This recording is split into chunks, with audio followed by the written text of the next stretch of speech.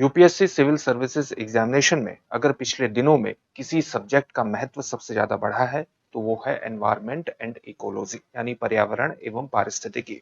इसी को ध्यान में रखते हुए हमने एनवायरनमेंट दिस वीक प्रोग्राम की शुरुआत की थी, जिसमें हम पिछले एक सप्ताह की सभी महत्वपूर्ण पर्यावरणीय खबरों पर आपके साथ विस्तार से बात करते हैं, ताकि इनसे संबंधित आपकी महत्वपूर्ण कॉन्सेप्ट क्लियर हो सके और आप अपने एग्जामिनेशन में बेहतर प्रदर्शन कर सके। तो चलिए, इस सप्ताह कौन सी वे महत्वपूर्ण पर्यावरणीय खबरें थी जिन पर आज हम चर्चा करने जा रहे हैं, उनके बारे में जान लेते हैं। एक खबर हमारी ऑपरेशन ओलिविया से जुड़ा हुआ है। ऑपरेशन ओलिविया का विशिष्ट महत्व है। क्यों महत्व है? क्योंकि ओलिव रिडले कछुए के संरक्षण के अंतर्गत इसकी विशिष्ट भूमिका रही है। क्यों रही है, हम विस्तार से जानने का प्रयास करेंगे। साथ ही हाल ही में भारत में तितली की एक नई प्रजाति खोजी गई है, वो है यूथालिया मलक्काना तितली। इसकी पुष्टि भारत में हुई है।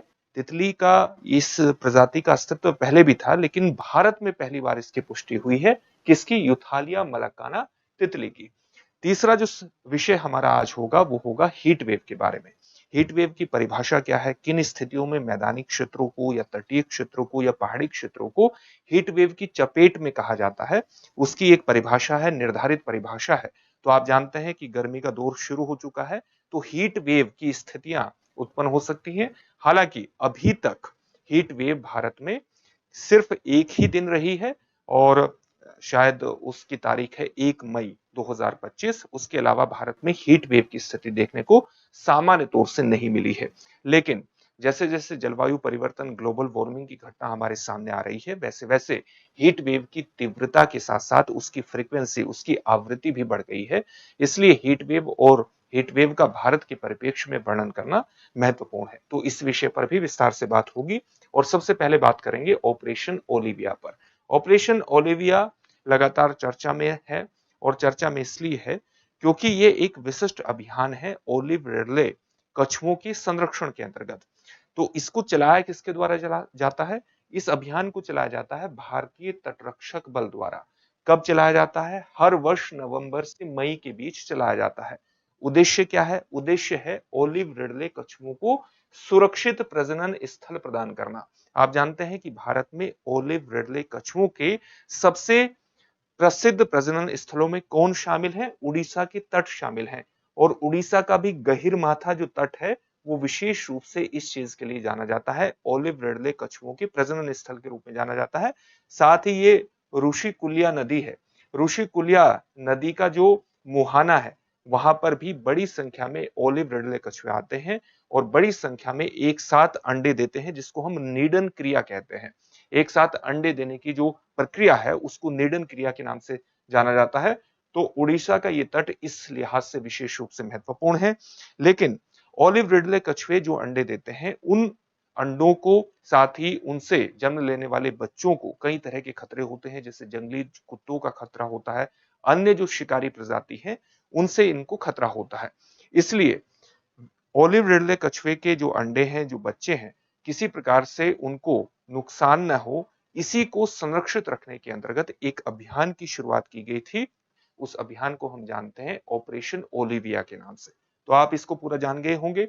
विशेष रूप से गहीरमाथा समुद्र तट, गहीरमाथा आपने देख लिया, यहाँ ये उड़ीसा का तट है, ये गहीरमाथा समुद्र तट की स्थिति है।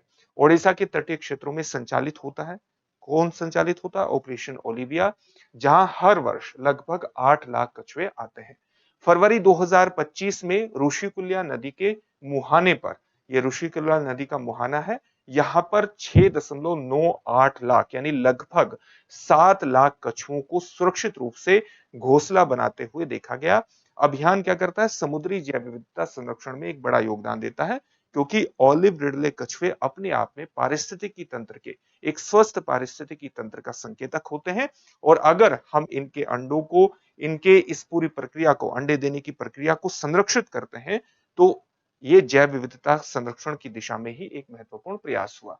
किस तरह के अभियान के अंतर्गत किस तरह की गतिविधियां शामिल होती हैं, उसके बारे में जान लेते हैं। ऑपरेशन ओलिविया की शुरुआत से अब तक, यानी ऑपरेशन ओलिविया की शुरुआत कब से हुई थी? दिसंबर 2020 से हुई थी। तो तब से लेकर अब तक 5,387 सतही गश्ती अभियान के साथ साथ 1,768 हवाई निगरानी मिशन भी किए गए हैं और इन अभियानों के तहत जो अवैध मछली पकड़ने की गतिविधियां हैं, उसके साथ साथ प्राकृतिक आवास को विनाश पहुंचाने वाली गतिविधियां हैं, उन जैसे खतरों पर एक अंकुश लगाने का प्रयास किया गया है। और इन अभियानों के दौरान 366 अवैध मछली पकड़ने वाली नौकाओं को पकड़ा गया है, ताकि ओलिव रिडले कछुए के बच्चों, अंडों को किसी प्रकार का नुकसान न हो। भारतीय तटरक्षक बल ने स्थानीय मछुआरा समुदायों को टर्टल एक्सक्लूडर डिवाइस के उपयोग के लिए प्रोत्साहित किया है। ये किस प्रकार का डिवाइस होता है? जो ट्रोलर होते हैं, यानी जिन जालों के माध्यम से मछली को पकड़ा जाता है, उसी में एक हल्का सा स्थान बना दिया जाता है, जो कि अगर कछुए की कोई प्रजाति इसमें फंसती है तो वो इस स्थान से बाहर निकल सके। इसी को हम कहते हैं टर्टल एक्सक्लूडर डिवाइस। तो अलग अलग जो भी मछुआरे हैं, जो मछुआरों के समूह हैं, उनको प्रोत्साहित करने की कोशिश की जा रही है कि वो इस प्रकार के ट्रोलर्स का इस्तेमाल करें, इस प्रकार के मछली पकड़ने के जाल का इस्तेमाल करें, जिसमें टर्टल एक्सक्लूडर डिवाइस अनिवार्य रूप से उपलब्ध हो, ताकि अगर कोई भी ओलिव रिडले कछुआ या अन्य प्रकार का कोई भी जीव, कोई भी कछुआ उसमें फंसे, तो उसको सुरक्षित रूप से बाहर निकलने की व्यवस्था इस प्रकार के जाल में उपस्थित हो, लगी हुई हो। इस तरह की गतिविधियों के माध्यम से हम क्या कर सकते हैं? हम एक संवहनीय मत्स्य पालन की ओर बढ़ सकते हैं। एक ऐसा मत्स्य पालन, मछली पालन का एक ऐसा तरीका जो सस्टेनेबल होगा, जो लगातार चलता रहेगा, संसाधनों पर किसी प्रकार का दबाव नहीं डालेगा। और इसके अंतर्गत, इस पूरे अभियान के अंतर्गत प्राकृतिक संरक्षण शिक्षा को भी बढ़ावा दिया गया है कि हमें अपनी प्रकृति का संरक्षण करना चाहिए, उसकी दिशा में आगे बढ़ना चाहिए। इसके प्रति भी लोगों में जागरूकता बढ़ाने का प्रयास किया गया है और इस काम के लिए गैर सरकारी संगठनों के साथ समझौता ज्ञापन भी किए गए हैं। तो ये सामान्य जानकारी हुई। अब हम जान लेते हैं ओलिव रिडले कछुए के बारे में सामान्य जानकारी। ये एक तस्वीर आपने इसकी यहाँ पर देख ली। इसका वैज्ञानिक नाम क्या है? इसका वैज्ञानिक नाम है लेपिडोकेलीज ओलिवेसिया। तो लेपिडोकेलीज ओलिवेसिया इसका वैज्ञानिक नाम है। सामान्य तौर से इसे एक सरीसृप वर्ग और चेलोनिडी कुल से संबंधित माना जाता है और समुद्री कछुओं की ये सबसे छोटी प्रजाति मानी जाती है। इसका रंग किस प्रकार का होता है? जैतून अथवा भूरे हरे रंग का ये दिखाई देता है और सामान्यतः इसका ये जो आवरण है, ये हृदय की तरह दिखाई देता है, हर्ट की तरह ये आवरण दिखाई देता है और इसी से इसकी पहचान की जा सकती है। सर्वाहारी होते हैं। सर्वाहारी होने का मतलब है कि ये कीट पतंगों को और जो इनके शिकारी हैं जैसे केकड़ों को इत्यादि को भी खाते हैं और इसके अलावा ये घास वगैरह को भी खाते हैं। अरिबाड़ा नामक सामूहिक निडन क्रिया करते हैं। अरिबाड़ा नाम कहां से आया है? एक स्पेनिश शब्द है और इसका मतलब है सामूहिक निडन क्रिया, यानी समूह में ये बहुत बड़े स्तर पर अंडों को देते हैं, अंडों को जन्म देते हैं और उन अंडों को गड्ढे खोद करके उसमें संरक्षित करने का प्रयास करते हैं और इसी को, उन गड्ढों को ही, उन अंडों को ही सुरक्षा प्रदान करने के लिए ऑपरेशन ओलिविया की शुरुआत की गई थी। और इस सामूहिक निडन क्रिया में अनेकों मादा कछुए एक साथ निडन करती है, यानी एक साथ अंडे देती है। ओलिव रिडले कछुए प्रशांत महासागर से हिंद महासागर की तरफ लगभग 9000 किलोमीटर तक का प्रवास करते हैं और दिसंबर से मार्च के बीच 1 से 3 बार निडन क्रिया करने आते हैं, यानी अंडे देने आते हैं। और विशेष तौर से भारत में उड़ीसा की तट जैसे गहीरमाथा, ऋषिकल्या नदी का मुहाना और अंडमान और निकोबार द्वीप समूह की जो तट है, वहां पर ये निडन क्रिया करते हैं। ओडिशा का गहीरमाथा और ऋषिकल्या इनका प्रमुख निडन स्थल है। वर्ष 2024 में इन निडन स्थलों पर, यानी अंडे देने के स्थलों पर 1.3 मिलियन यानी लगभग 13 लाख से अधिक कछुओं ने अंडे दिए, जो वर्ष 2023 में 1,15,000, माफ कीजिएगा 10,15,000 के पूर्व रिकॉर्ड से अधिक है। यानी वर्ष 2024 में 1.3 मिलियन यानी लगभग 13 लाख ओलिव रिडले कछुए अंडे देने की प्रक्रिया में अलग अलग तटों पर शामिल हुए, उड़ीसा की गहीरमाथा और ऋषिकुल्या जैसे तटों पर। और वर्ष 2023 से ये एक बढ़ी हुई संख्या है, क्योंकि वर्ष 2023 में लगभग कितने कछुए इस प्रक्रिया में शामिल हुए थे? 10,15,000 के आसपास। भारत में अन्य महत्वपूर्ण जो निडन स्थल है, अंडे देने के स्थल है, वो उड़ीसा में देवी नदी का मुहाना है और अंडमान द्वीप समूह उसके अंतर्गत शामिल है। अगर ओलिव रिडले कछुए के सामने कुछ महत्वपूर्ण खतरों की बात करें तो किस तरह के खतरे इनके सामने उपस्थित होते हैं? इनके आवास को खतरे होते हैं या इनके स्वयं के लिए खतरे होते हैं? तो मत्स्यन के उपकरणों में बाई कैच के रूप में ये पकड़े जाते हैं, यानी जो मछली पकड़ने के जाल के माध्यम से हम जो मछली पकड़ने के जाल होते हैं उनके माध्यम से मछली पकड़ने जाते हैं मछुआरे, तो उन जालों में ओलिव रिडले कछुए फंस जाते हैं, यानी वो बाई कैच हो जाते हैं और उसके कारण उनके जीवन को एक महत्वपूर्ण खतरा होता है। इसी प्रकार से इनका अवैध शिकार भी किया जाता है। पर्यावरण जो पर्यावरण का ह्रास हो रहा है लगातार अलग अलग क्षेत्रों में, तटीय क्षेत्रों में हम पर्यावरण के ह्रास को भी देख रहे हैं, उसमें गिरावट देख रहे हैं, वो भी एक कारण बनता है इनके इनकी संख्या में गिरावट का, या आप कह सकते हैं इनके जीवन के लिए एक महत्वपूर्ण खतरा होता है। लगातार समुद्रों में बढ़ता प्लास्टिक प्रदूषण, विशेष तौर से माइक्रो प्लास्टिक प्रदूषण भी इनके जीवन के लिए खतरा होता है। जलवायु परिवर्तन के कारण बढ़ते तापमान और समुद्र के जल स्तर में होने वाली वृद्धि नीडन और आहार उपलब्धता को सीमित करती है, यानी अंडे देने की इनकी स्थितियों को सीमित करती है, उसके समय पर प्रभाव डालती है, जिस समय में ये निडन क्रिया करते हैं, जो इनका प्रजनन काल होता है, और साथ ही इनके आहार की उपलब्धता को भी सीमित करती है। ओलिव रिडले कछुए के संरक्षण के बारे में अगर बात करें, कंजर्वेशन स्टेटस के बारे में बात करें, तो IUCN की रेड लिस्ट में, international union for the conservation of nature की रेड लिस्ट में इनको सुभेद्य यानी वल्नरेबल श्रेणी में रखा गया है। वन्यजीव संरक्षण अधिनियम 1972 के अनुसूची 1 में रखा गया है, यानी उच्च स्तर का संरक्षण, उच्च स्तर की सुरक्षा इन्हें प्रदान की गई है। और convention on international trade off the endangered species of wild फोना एंड फ्लोरा की परिशिष्ट 1 में रखा गया है, यानी इनके अंतरराष्ट्रीय व्यापार के प्रति भी इनको हाईएस्ट स्तर की सुरक्षा प्रदान करने का प्रयास किया गया है। अगली खबर हमारी यूथालिया मलक्काना तितली से जुड़ी हुई है। हाल ही में इसकी भारत में पुष्टि हुई है, और भारत में पुष्टि कहां पर हुई है? अरुणाचल प्रदेश का एक जिला है लेपाराडा। ये लेपाराडा जिला है, इसकी अवस्थिति आप यहां देख सकते हैं, और इसका एक महत्वपूर्ण नगरीय क्षेत्र है बसर।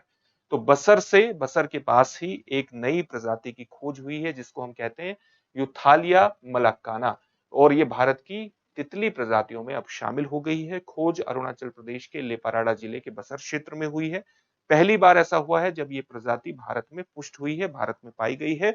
और ये जानकारी कहां पर प्रकाशित हुई है? एक अंतरराष्ट्रीय जर्नल है जहां पर ये प्रकाशित हुई है, और उस अंतरराष्ट्रीय जर्नल का नाम है शिल्प रेविस्टा डी लेपिडोप्टेरोलॉजिया, इसका नाम है जो ये जर्नल है। खोज की पृष्ठभूमि के बारे में बात कर लेते हैं।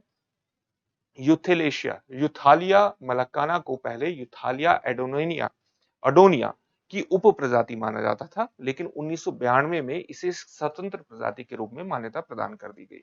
तो यूथालिया मलक्काना को पहले किसकी प्रजाति माना जाता था? उप प्रजाति यूथालिया अडोनिया की उप प्रजाति माना जाता था, लेकिन 1992 में इसे एक स्वतंत्र प्रजाति के रूप में मान्यता प्रदान कर दी गई। मुख्य रूप से ये कहां पर पाई जाती थी? पहले दक्षिण पूर्व एशिया के क्षेत्रों में पाई जाती थी, और दक्षिण पूर्व एशिया में कहां कहां पर? ये थाईलैंड का क्षेत्र है, यहाँ थाईलैंड के क्षेत्र में इसकी उपस्थिति होती थी।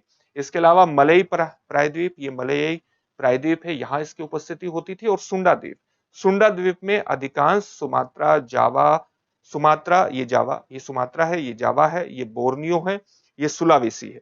इस तरह के जो ये द्वीप समूह है, इनमें इसकी उपस्थिति पाई जाती थी। भारत में इसकी उपस्थिति पर एक संदेह था, और पूर्व के रिकॉर्ड जितने भी थे, पूर्व के जितने भी रिकॉर्ड्स थे, वहां पर इसकी उपस्थिति को अपुष्ट माना गया था, यानी इसकी पुष्टि नहीं हो पाई थी। और अब अरुणाचल प्रदेश के लेपाराडा में इसकी पुष्टि हुई है। तो ये खोज की पृष्ठभूमि हुई। अब इस खोज के बारे में सामान्य जानकारी हासिल कर लेते हैं। खोजकर्ता कौन थे? खोजकर्ता थे अरुणाचल प्रदेश पुलिस में कार्यरत रोशन उपाध्याय और इंस्पायर फाउंडेशन ट्रस्ट से संबंधित नागरिक विज्ञान विशेषज्ञ तस्लीमा शेख, ये खोजकर्ता है। फील्ड वर्क इनके द्वारा 2023 से 2024 के बीच किया गया था। और स्थान कहां पर हुई है खोज? ये खोज हुई है बसर सागो रोड के पास का जो लाई हो क्षेत्र है, जो कि लेपाराडा जिला में पड़ता है। इसकी समुद्र तल से ऊंचाई कितनी है? इस स्थल की लगभग 685 मीटर ऊंचाई है, और कुल 5 तितली प्रजातियों को यहाँ पर, कुछ 5 तितलियों को यहाँ पर दस्तावेज किया गया है, यानी उनका डॉक्यूमेंटेशन किया गया है। स्थानीय गाइडों की, स्थानीय मार्गदर्शकों की मदद से दूर दराज के जो क्षेत्र है, जो दूरस्थ क्षेत्र है, वहां पर ये सर्वेक्षण किया गया है। इसकी पहचान और विशेषताओं के बारे में बात कर लेते हैं। एक सामान्य तस्वीर आप इसकी यहाँ देख सकते हैं।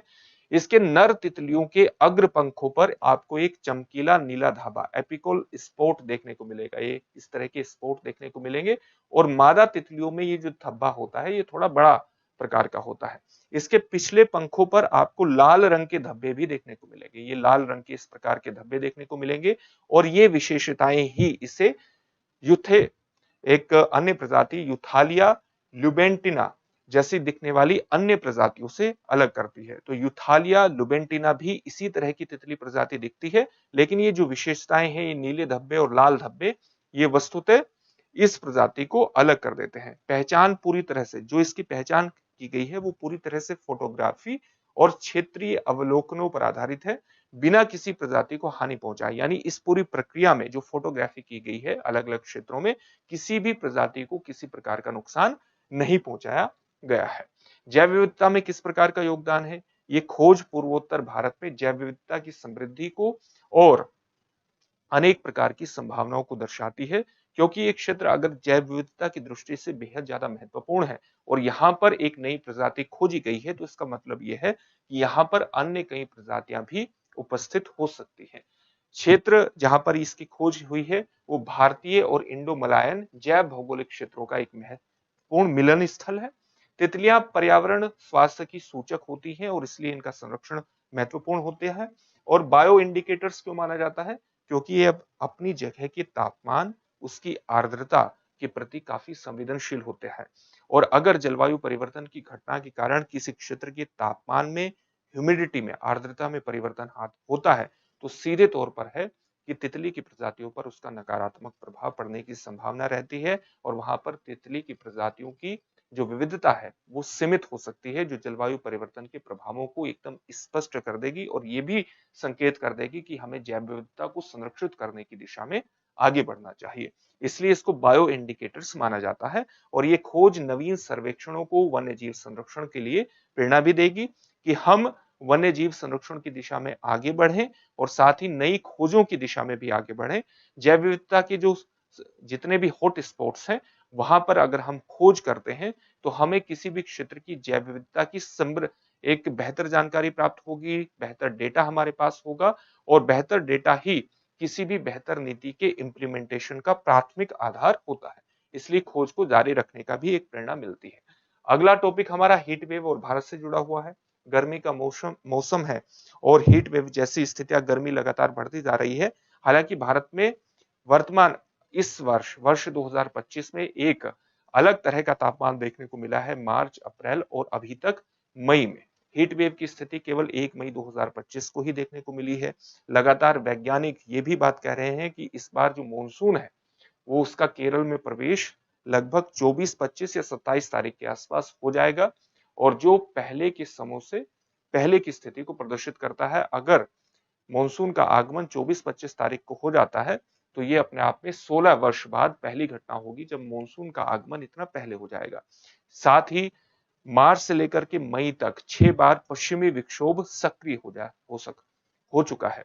पश्चिमी विक्षोभ वो है जो कि भूमध्य सागर से पूर्व की तरफ आगे बढ़ता है, हिमालय से टकराता है और इसके कारण पश्चिमी विक्षोभ के कारण, वेस्टर्न डिस्टर्बेंस के कारण भारत के उत्तरी क्षेत्रों में जम्मू एंड कश्मीर, हिमाचल प्रदेश, इसके साथ साथ उत्तराखंड, राजस्थान, पंजाब, हरियाणा, दिल्ली, पश्चिम उत्तर प्रदेश, राजस्थान और मध्य प्रदेश में बरसात होती है। और इस बार अगर 6 बार पश्चिमी विक्षोभ सक्रिय हो चुका है तो उसने एक पृष्ठभूमि का निर्माण किया है कि इस बार वर्ष 2025 में अभी तक गर्मी उतनी नहीं पड़ी है जो हमें वर्ष 2023 या 24 में देखने को मिली थी। वर्ष 2023-24 में हमें बढ़ती हीट वेव की आवृत्ति जैसी उनकी फ्रीक्वेंसी बढ़ गई है, इस तरह की रिपोर्ट लगातार आ रही थी। लेकिन ये 2025 में ऐसी स्थितियां हमें देखने को नहीं मिली है। लेकिन गर्मी का मौसम है तो हीट वेव के बारे में सामान्य जानकारी हासिल कर लेते हैं। हीट वेव चरम गर्म मौसम की लंबी अवधि होती है जो मानव स्वास्थ्य, पर्यावरण और अर्थव्यवस्था पर प्रतिकूल प्रभाव डालती है। भारत एक उष्ण कटिबंधीय देश होने के कारण विशेष रूप से हीट वेव के प्रति संवेदनशील हो जाता है, उसके प्रति ज्यादा वल्नरेबल हो जाता है और हाल के वर्षों में लगातार हीट वेव की जो आवृत्ति और तीव्रता है वो बढ़ती चली गई है। वर्ष 25 को अगर हम इंक्लूड कर दें, और क्योंकि अभी गर्मी पड़ी है तो ऐसा भी हो सकता है कि अभी हीट वेव जैसी स्थितियां आने वाले समय में बड़े स्तर पर हमें दिखाई दे। तो हीट वेव के प्रति भारत एक उष्णकटिबंधीय देश माना जाता है। उष्णकटिबंधीय क्षेत्र कौन सा होता है? मान लिया ये विषुवत रेखा है 0 डिग्री की, उत्तर में 23.5 डिग्री पर कर्क रेखा है, दक्षिण में 23.5 डिग्री पर कौन सा रेखा है? मकर रेखा है। इस क्षेत्र को उष्णकटिबंधीय क्षेत्र कहते हैं। और आप जानते हैं कि भारत का अधिकांश हिस्सा उष्णकटिबंधीय और उपोष्णकटिबंधीय क्षेत्र में पड़ता है, और इसलिए हीट वेव के प्रति वो अधिक संवेदनशील हो जाता है। हीट वेव को घोषित करने की मैदानी, पहाड़ी और तटीय क्षेत्रों में अलग अलग मानक है। ये मानक क्या है, इसको देख लेते हैं। हीट वेव किसी भी मैदानी क्षेत्र में तभी घोषित हो सकती है अगर मैदानी क्षेत्र का जो तापमान है वो 40 डिग्री सेल्सियस से अधिक हो, और साथ ही जो नॉर्मल टेम्परेचर रहता है, जो सामान्य तापमान है, उससे विचलन 4.5 डिग्री से लेकर के 4.5 डिग्री सेल्सियस से लेकर के 6.4 डिग्री सेल्सियस का विचलन भी हो। यानी जो नॉर्मल टेम्परेचर रहता है उससे विचलन होना चाहिए, उससे टेम्परेचर अधिक होना चाहिए 4.5 डिग्री सेल्सियस से 6.4 डिग्री सेल्सियस, और जो सामान्य तापमान है वो 40 डिग्री सेल्सियस से ऊपर होना चाहिए। तो इस तरह की स्थितियों को हम क्या कहते हैं? अगर इस तरह की स्थितियां मैदानी क्षेत्रों में 2 दिन तक लगातार बन जाती है तो उसको हम हीट वेव के रूप में घोषित कर देता है। अब पहाड़ी क्षेत्रों में परिभाषा क्या है? 30 डिग्री सेल्सियस की परिभाषा है। 30 डिग्री सेल्सियस तापमान, अगर 30 डिग्री सेल्सियस से ऊपर तापमान चला जाए और ये विचलन 4.5 डिग्री सेल्सियस से 6.4 डिग्री सेल्सियस का विचलन हो, यानी नॉर्मल जो टेम्परेचर है, जो सामान्य तापमान रहता है, उससे अधिक 4.5 डिग्री सेल्सियस से 6.4 डिग्री सेल्सियस तापमान ज्यादा हो, तो ऐसे पहाड़ी क्षेत्रों को हम हीट वेव घोषित कर देते हैं अगर ये स्थितियां लगातार 2 दिन तक रहती हैं। इसी प्रकार से जो तटीय क्षेत्र है, तटीय क्षेत्रों में 37 डिग्री सेल्सियस होता है। 37 डिग्री सेल्सियस का अगर इस प्रकार का तापमान रहता है और विचलन इतना हो, तो ऐसे तटीय क्षेत्रों को हम हीट वेव्स से ग्रसित घोषित कर देते हैं अगर इस प्रकार की स्थितियां लगातार 2 दिन तक बनती है।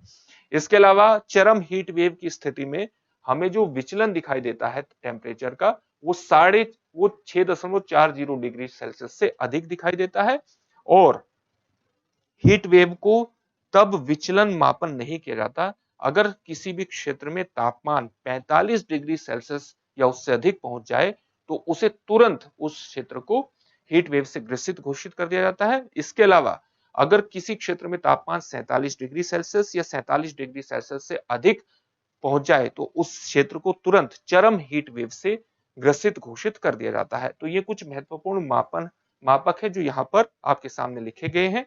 तो एक मौसम विज्ञान उपखंड यानी मौसम विज्ञान के हिसाब से किसी भी क्षेत्र के भीतर कम से कम 2 स्थान न्यूनतम 2 दिनों के लिए उपरोक्त आवश्यकताओं को अगर पूरा करते हैं तो उसकी घोषणा दूसरे दिन की जाती है। यानी अगर इस प्रकार की स्थितियां किसी स्थान पर किसी भी क्षेत्र के 2 स्थानों पर बनी है तो उस क्षेत्र को हम हीट वेव से ग्रसित घोषित कर देते हैं। तटीय क्षेत्र की बात हमने कर ली है। जो विचलन है वो कितना होना चाहिए? 4.5 डिग्री सेल्सियस, उससे ऊपर का होना चाहिए, और तापमान कितना होना चाहिए? 37 डिग्री सेल्सियस या उससे अधिक तापमान होना चाहिए। तो उस क्षेत्र को, उस तटीय क्षेत्र को अगर इस प्रकार की स्थितियां 2 दिन तक रहती है तो हीट वेव से ग्रसित घोषित कर दिया जाता है। हीट वेव अपने आप में बहुत घातक हो सकती है, मृत्यु का कारण भी बन सकती है। क्यों क्यों बन सकती है? क्योंकि उच्च तापमान और उच्च आर्द्रता का जो संयोजन है, हाई ह्यूमिडिटी और हाई टेम्परेचर का जो संयोजन है, ये अपने आप में बेहद घातक होता है, और इसे हम वेट बल्ब तापमान के नाम से जानते हैं। क्यों घातक होता है? क्योंकि वातावरण में जब उच्च नमी होती है तो ये पसीने को वाष्पित होने के साथ साथ शरीर को ठंडा रखने में कठिनाई उत्पन्न होती है। शरीर जो पसीना होता है वो वाष्पित नहीं हो पाता और शरीर को ठंडा रखने में कठिनाई होती है, जिससे शरीर का जो आंतरिक तापमान है, हमारे बॉडी का जो टेम्परेचर है वो बहुत तेजी से बढ़ता है, और जो अक्सर कई मामलों में जिसको हम कहते हैं लू लग गई है, उसके कई बार ये मृत्यु का भी कारण बन सकता है। हीट वेव के कारण क्या है? ग्लोबल वार्मिंग के कारण लगातार जो औसत तापमान है पृथ्वी का वो लगातार बढ़ता जा रहा है, और इसी के कारण हम जलवायु परिवर्तन की समस्या देख रहे हैं। और अगर तापमान बढ़ता जा रहा है तो उसने हीट वेव की आवृत्ति को भी बढ़ाया है, ऐसा वैज्ञानिकों का मानना है। इसके अलावा शहरीकरण और शहरीकरण के साथ साथ शहरी क्षेत्रों में उच्च घनत्व और कॉन्क्रीटाइजेशन का मतलब क्या हुआ? बड़ी-बड़ी बिल्डिंगों में हम कंक्रीट का इस्तेमाल कर रहे हैं, हम सड़कों में कंक्रीट का इस्तेमाल कर रहे हैं, जो बहुत बड़े स्तर पर सूर्य से आने वाले ऊष्मा को अवशोषित करती हैं और इसलिए हमें एक आपने हीट आइलैंड सुना होगा, शहरी क्षेत्रों में हीट लाइन आइलैंड की स्थिति बन जाती है क्योंकि बहुत बड़े समय तक, बहुत लंबे समय तक वहां से हीट का क्षरण ही नहीं हो पाता। इसलिए वो बहुत लंबे समय तक एक प्रकार से गर्म क्षेत्र या आप कह सकते हैं एक तापीय स्थल के रूप में एक हीट आइलैंड के रूप में डेवलप हो जाते हैं और शहरी क्षेत्रों में स्थितियां ज्यादा देखने को मिली हैं और यही कारण है कि हीट वेव जैसी स्थितियों को भी इसने उसकी आवृत्ति को भी बढ़ा दिया है। अल नीनो प्रभाव भी देखा गया है। अल नीनो का मतलब क्या है? अल नीनो का मतलब है जब पूर्वी विश्वतीय प्रशांत महासागर में जो तापमान है वो औसत तापमान से बहुत ऊपर, थोड़ा ऊपर चला जाता है और इसके कारण हवाओं की जो दिशा है वो पश्चिमी प्रशांत महासागर से पूर्वी प्रशांत महासागर विश्वतीय क्षेत्र में हो जाती है और इसका एक नकारात्मक प्रभाव ये पड़ता है कि भारत में मानसून कमजोर होता है और भारत में ज्यादा गर्मी की स्थिति देखने को मिलती है। हीट वेव की आवृत्ति बढ़ी हुई नजर आती है, बार बार हीट वेव की स्थिति देखने को मिलती है। तो इस हीट वेव का प्रभाव स्वास्थ्य पर होता है। हमने स्वास्थ्य पर इसका प्रभाव देख लिया कि किस प्रकार से मृत्यु का भी कारण बन सकता है। जल संसाधनों पर इसका प्रभाव हो सकता है। हमारे जो जल स्रोत हैं वो सूख जाते हैं। हमारे यहाँ बहुत सी नदियां ऐसी हैं जो केवल बरसात के ही माध्यम से होती, जो केवल बरसाती नदियां हैं, यानी बरसात होगी तो उनमें पानी आएगा। साथ ही बहुत सी नदियों पर हमारे जल विद्युत परियोजनाएं भी हैं जो बिजली पैदा करती हैं। तो अगर हीट वेव जैसी स्थितियां उत्पन्न होती है, गर्मी ज्यादा पड़ती है तो हमारे जल संसाधनों पर प्रभाव पड़ता है, नदियों पर प्रभाव पड़ता है, जल विद्युत परियोजनाओं के कारण ऊर्जा की आपूर्ति पर प्रभाव पड़ता है, हमें ज्यादा से ज्यादा ब्लैकआउट जैसी स्थितियां देखने को मिलती है। तो ये सारे प्रभाव हैं हीट वेव के। इन सभी टॉपिक को हमने समझ लिया। अब एक एक प्रश्न होगा इनसे और जिसका उत्तर आपको कमेंट बॉक्स में कमेंट करके देना है। पहला प्रश्न है, ऑपरेशन ओलिविया किस प्रजाति के संरक्षण के लिए शुरू किया गया है? आपके सामने ऑप्शन है 4, blue whale, dolphin, green turtle या ओलिव रिडले कछुआ। अगला प्रश्न है, यूथालिया मलक्काना तितली भारत में सबसे पहले किस राज्य में दर्ज की गई है? आपके सामने ऑप्शन है अरुणाचल प्रदेश, असम, सिक्किम और मणिपुर। अगला प्रश्न है, भारत में मैदानी क्षेत्रों में हीट वेव घोषित करने के लिए न्यूनतम अधिकतम तापमान कितना होना चाहिए? चार ऑप्शन है, 35 degree Celsius, 37 degree Celsius, 40 degree Celsius या 42 डिग्री सेल्सियस। इन सभी प्रश्नों के उत्तर आपको कमेंट बॉक्स में कमेंट करके जरूर देने हैं। फिर से एक नई सेशन में आपसे मुलाकात होगी। धन्यवाद।